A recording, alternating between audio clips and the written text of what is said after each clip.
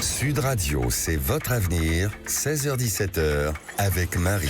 De retour sur Sud Radio dans C'est votre avenir. Et alors j'ai le plaisir d'accueillir le docteur Jean-Jacques Charbonnier pour parler de son ouvrage La guérison spirituelle, le plus grand tabou de la médecine, aux éditions Guy Trédaniel. Bonjour Jean-Jacques. Alors je suis très touchée de vous recevoir aujourd'hui sur Sud Radio, d'autant plus que pour moi vous avez été très important dans ma vie puisque j'ai participé à vos séances de TCH, qui ne s'appelle plus comme ça aujourd'hui, ça s'appelle AMI, accès au monde invisible par l'hypnose. Et encore un acronyme. Oh là là, mais j'adore. Et en plus, alors chers auditeurs, je vous confirme, c'est tellement ça, mais vraiment, ça a été pour moi une révélation. Et alors, vous êtes dans toute la France ? Oui. Les partout, dates ? dans toutes les villes. Les dates, on peut les trouver sur mon site, jeanjacquescharbonnier.com. Ouais. Donc des villes un petit peu partout, on essaye d'aller un petit peu partout dans tous les coins de France pour que tout le monde puisse bénéficier de ces séances. Voilà, donc vraiment je vous incite à y aller parce que c'est incroyable. Moi je serai à La Rochelle, j'y vais parce que j'adore les séances de Jean-Jacques. Alors Jean-Jacques, qu'est-ce qui vous a donné l'élan d'écrire La guérison spirituelle ? Je me suis aperçu dans ma carrière de médecin anesthésiste réanimateur qu'il y avait beaucoup de personnes qui guérissaient de façon inexplicable et qui étaient pratiquement condamnées. Et je me suis aperçu de ça, donc j'ai voulu répertorier un petit peu toutes ces guérisons. Et je m'aperçois, depuis que j'ai écrit ce livre, j'ai quelques amis médecins qui me disent « mais moi aussi j'ai des gens qui ont guéri comme ça ». De façon tout à fait inattendue et spectaculaire, sans avoir de recette miracle, simplement en ayant une certaine disposition d'esprit, on va dire, positive, qui compte, parce que je suis convaincu qu'on peut se créer les maladies, mais on peut aussi guérir de ces maladies, quel que soit l'état dans lequel on se trouve. Il y a toujours cet espoir de guérison. Et c'est cet espoir de guérison qui est trop caché, je trouve, par mes confrères médecins. Et j'ai voulu, dans ce livre, les mettre en exergue pour faire retrouver l'espoir à ceux qui l'avaient perdu. Ah, mais qu'est-ce que c'est beau. Et alors, quand on parle de guérison spirituelle, de quoi parle-t-on réellement au-delà des idées reçues ? Oui, c'est la guérison par l'esprit. Donc, effectivement, sous hypnose aussi, dans mes ateliers d'hypnose, il y a eu pas mal de guérisons documentées. C'est pas du subjectif. Lorsqu'on a, par exemple, quelqu'un qui a une chaleur au niveau de son cou pendant l'hypnose, qu'elle pense avoir guéri de son problème thyroïdien, et qu'ensuite on lui fait les tests T3, T4, TSH, elle n'a plus besoin de lévothyrox, ça c'est pas du subjectif. Lorsqu'on a une personne qui a une périarthrite scapulo-humérale, qui ressent de la chaleur dans son épaule, on lui fait une IRM, les lésions disparaissent, c'est pas du subjectif, c'est de l'objectif. Donc, tout ça, bien que moi je ne me l'explique pas en tant que médecin, j'explique pas non plus comment fonctionnent avec efficacité les barreurs de feu sur des brûlures physiques, chimiques ou de radiothérapie, comment fonctionnent des magnétiseurs avec efficacité sur des zonas. Pourtant, il y a des collègues médecins qui adressent leurs patients, ils sont pas tout à fait idiots, à ces personnes parce qu'ils veulent que ces personnes puissent tirer bénéfice de ces thérapies alternatives, même pas alternatives, complémentaires. Complémentaires. Alternatif, il y a un mot substitution que j'aime pas. Et d'ailleurs, je dis toujours aux gens qui bénéficient de ces soins, qui pensent avoir été guéris ou qui pensent avoir été soulagés de douleur, n'arrêtez pas votre traitement médical. Continuez. Allez voir votre médecin. Parlez-en à votre médecin et seul votre médecin pourra modifier éventuellement un traitement après vous avoir fait éventuellement des examens complémentaires pour voir si on pouvait le modifier, parce que ça peut être dangereux aussi de modifier un traitement comme ça. Donc il faut toujours que ça soit contrôlé médicalement, bien sûr. Et moi je pense comme vous que cette médecine spirituelle va avec cette médecine scientifique et on devrait avancer tous main dans la main et pas les uns contre les autres, parce qu'il y en a qui sont encore fermés et qui veulent pas entendre tout ça. Presque qu'il faut tuer la médecine spirituelle, alors que ça va ensemble, quoi. On découvre des choses. Et c'est dommage parce que dans les deux camps, il y a les extrémistes. Il y a aussi des gens qui ne veulent pas entendre parler de médecine. Surtout qu'il y a eu des déviances par rapport à la crédibilité médicale, par rapport aux affaires récentes sanitaires. Donc ça a écarté toute une population de la médecine hospitalière qui rend service et qui est indispensable. Bien sûr. Donc il ne faut pas travailler en substitution, il faut travailler en complémentarité. Et ce livre, je pense, montre que moi j'ai exercé la médecine pendant 35 ans avec beaucoup de passion. Je sais tout le bien qu'elle peut apporter aux gens. L'anesthésie-réanimation, c'est une spécialité qui ne souffre pas l'à peu près, ni l'aléatoire. C'est quelque chose de très précis avec des algorithmes décisionnels, mais qui sont très utiles. Quand on a une coronaire bouchée, il faut se la faire déboucher. Bien sûr. Voilà. Mais par contre, il y a cette vision holistique de la maladie qui est très bonne parce que elle agit en amont et en aval de la maladie. Et ça, on ne sait pas le faire. En médecine, on est plutôt avec une approche mécaniste, c'est-à-dire qu'on va soigner un organe. On va enlever un voyant rouge quand on a un cancer. C'est un voyant rouge qui s'allume quelque part. Donc on l'enlève. C'est l'émotionnel. Ouais, donc, voilà. Forcément, ça c'est lié. Oui, l'émotionnel, souvent. Donc on enlève le voyant rouge, on fait la chimiothérapie, la radiothérapie, la chirurgie, mais on ne s'est pas occupé pourquoi le voyant rouge est arrivé. Et après on s'étonne que notre voyant rouge s'allume, parce qu'on n'a pas réglé le truc. Donc toutes ces médecines dites holistiques, complémentaires, agissent de concert dans l'intérêt du patient. C'est cette réconciliation, moi, que j'ai envie de produire. Ben oui, mais moi je vous suis à 100%. Et est-ce qu'aujourd'hui, dans vos rendez-vous, il y a des personnes qui arrivent et qui guérissent avec ces séances? Oui, ça arrive. De façon tout à fait inexplicable.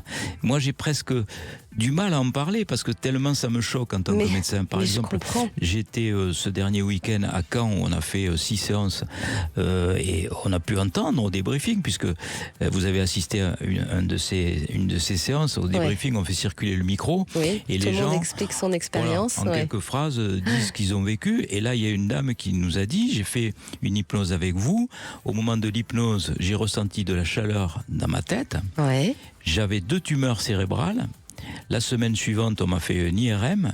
Les tumeurs ont disparu. Alors je vous crois, parce que moi, quand je suis venue, j'avais un nodule au poumon. Et quand je suis repartie, que j'ai eu mes examens, je n'avais plus de nodule au poumon. Et j'ai eu les poumons qui m'ont brûlé énormément. Et lors de votre séance, j'avais des espèces d'extraterrestres. Alors c'est bizarre de parler de ça. Tout le monde peut se dire, mais elle est complètement folle. Qu'est-ce qu'elle raconte? Et ces extraterrestres, je les ai aperçus. Ça m'a brûlé les poumons. Et en repartant de chez vous, je n'avais plus ce nodule. Donc voilà. Oui, effectivement. Et la guérison spirituelle passe-t-elle forcément par une épreuve ou une crise de vie, d'après vous? Ça peut être un bouleversement psychique, c'est vrai. Ça peut être un choc. Un choc peut engendrer une maladie, mais aussi un éveil spirituel tel qu'on peut le rencontrer dans les églises ou à Lourdes. Voilà, un égrégore puissant, une conjonction d'événements avec des gens qui sont dans la même énergie. Tout ça, ça peut apporter la guérison. J'en suis intimement convaincu. Comment c'est possible? Je n'en sais rien en tant que médecin, mais je m'en fous un peu, je vous dirais. Ce qui compte, c'est le résultat. L'essentiel, c'est le résultat. Et en tant que médecin, moi, je constate les résultats. Et vous êtes d'accord qu'un médecin qui dit à une patiente il n'y a plus rien à faire, on programme la patiente à se laisser aller? Exactement. Et ça, je pense que mes confrères devraient pas le faire, parce que en plus souvent ils affichent un calendrier et on n'en sait rien du tout. Mais qui on est, nous, pour juger de combien de jours la personne va bénéficier encore dans sa vie? Comment peut-on dire à quelqu'un: vous avez un cancer de l'œsophage, vous en avez pour 2 ans? C'est pas. Il y en a qui vont très loin. Il y en a qui vont très loin. Il y en a qui partent avant. Il y en a qui guérissent complètement contre toute attente médicale.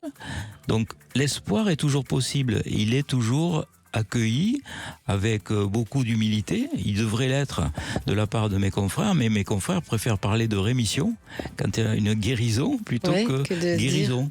Parce que les médecins ont horreur que les pronostics soient déjoués, même lorsqu'ils sont positifs. Voilà, il y a ce manque d'humilité, je trouve. Alors que cette phrase de dire on met pas une date de il n'y a plus rien à faire, parce que même la famille, ça les emporte en fait dans l'énergie négative, et du coup tout le monde plonge en fait. Tout le monde est plongé dans ce calendrier qui devient presque obligatoire. Donc le patient se programme sa mort, l'entourage, comme vous dites, programme la mort de la personne, annoncée à la date fixée, et tout est organisé, si bien que le patient, il n'a plus qu'une seule chose à faire, c'est tirer sa révérence. Voilà, bien que mourir, c'est naître dans une autre dimension, mais quand même, quand on est encore bien aussi sur Terre, et on a des choses à vivre. Le métier du médecin, c'est de préserver la vie, Ouais. c'est de soigner les gens, c'est de Exactement. ne pas les tuer. Ça, C'est c'est ça. un autre débat qui est d'actualité actuellement. Oui. Mais point de suspension, vous voyez ce que je veux dire. Et donc là, on est actuellement dans une médecine comptable. Mhm. Et cette médecine comptable qui veut faire des économies à la société, c'est pas forcément ce qu'il y a de mieux pour une société. Voilà, pour soigner les personnes. Et dans ce livre, alors, vous donnez des clés justement pour des clés positives. Qu'est-ce que vous donnez comme clé, par exemple? Un petit exemple. On va pas spoiler le livre, mais une clé qui pour vous est importante pour le lecteur. Oui. Eh bien, dans le premier exemple que je donne, c'est un patient qui s'est guéri d'un cancer de la vessie invasif avec des métastases. Ouais. Il m'a expliqué comment. Il s'est débarrassé des énergies négatives. Alors, il ne parlait pas avec ce vocabulaire. Il m'a expliqué, je me suis débarrassé des emmerdeurs. Ah, mais voilà. Des C'est gens une bonne toxiques. solution pour guérir. Hein. Non, mais oui, je suis Je ne d'accord. regardais plus le 20h parce que je suis.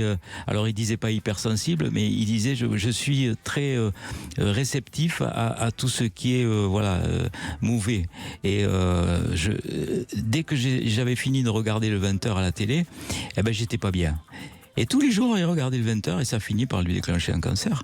Eh ben oui, parce que tout ce qu'on nous annonce, la peur, Ben oui. l'angoisse, Toutes les énergies négatives nous polluent. on est d'accord que sur Terre, tout est énergie, mais tout. Ça va de la personne qui vit à côté de vous, à ce Ah ouais. que vous regardez, ce que vous écoutez, Ouais. ce que vous portez. Même un bijou peut bloquer des choses dans votre vie. Bien sûr, c'est pour ça qu'il faut s'entourer de bonnes énergies. Et ça, c'est la règle numéro 1. Et que diriez-vous à une personne qui souffre et qui n'a plus d'espoir, vous? Ben, moi, je lui dirais qu'il y a toujours l'espoir. De venir à votre séance, ami.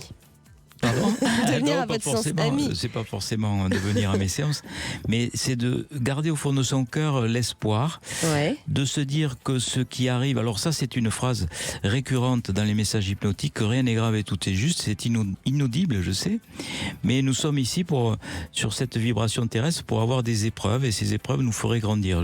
Je sais très bien que c'est inaudible, quand on est dans l'épreuve, on peut pas On ne peut pas penser accepter ça. Ouais. Mais il n'empêche j'entends que ce que vous dites mais et je suis voilà, d'accord. C'est un message, on va dire, supérieur. Et les expérienceurs, quand ils vivent ces arrêts cardiaques, on leur dit ça. Tout s'explique de l'autre côté. Nous sommes ici pour vivre des expériences, et toutes ces expériences nous font grandir, et plus elles seraient difficiles et compliquées, et plus nous progresserions sur le plan spirituel. Donc il faut aussi accepter les fins de vie, il faut les accompagner.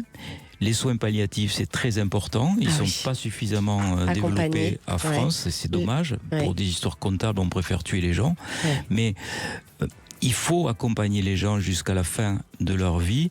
La vie est précieuse. Et il y a des associations, je sais, je suis pas trop d'accord avec, par exemple, les directives anticipées les droits à mourir dans la dignité. Je pense que ces directives anticipées sont obsolètes au moment où on est dans la maladie, parce que quand on est au moment où on est en bonne santé, le seuil de tolérance est très bas. Ouais. Et puis après, quand on est confronté à la maladie, mais moi je l'ai vu en réanimation, à des maladies graves, mais les gens s'accrochent à la vie d'une façon incroyable. Oui, oui, non, même les enfants. Oui, même les enfants, oui. Mais les oui. enfants, si vous dites à un enfant... si tu n'as plus l'usage de tes jambes, qu'est-ce que tu préfères faire, mourir ou rester en vie? Il va vous dire, moi je préfère mourir, alors que c'est pas vrai du tout. Ouais, quand ils sont en situation, mais ils se battent comme des lions. Et les gens se battent comme des lions pour préserver la vie. C'est pour ça que ces directives anticipées qui sont rédigées au moment où les gens sont en pleine santé, c'est assez stupide quand même. Bien sûr. Docteur Jean-Jacques Charbonnier, j'aimerais que ça dure des heures, mais malheureusement, ça se termine. Dites-nous, vous êtes rendez-vous au colloque le 29 février, oui, c'est ça? Le 29 mars, dimanche 29 mars au Grand Rex, où on sera un certain nombre de chercheurs internationaux. Il y en a qui viendront des USA, de toute l'Europe, pour parler d'un sujet, la conscience et l'invisible, puisqu'on est en train de changer de paradigme sur le fonctionnement de la conscience.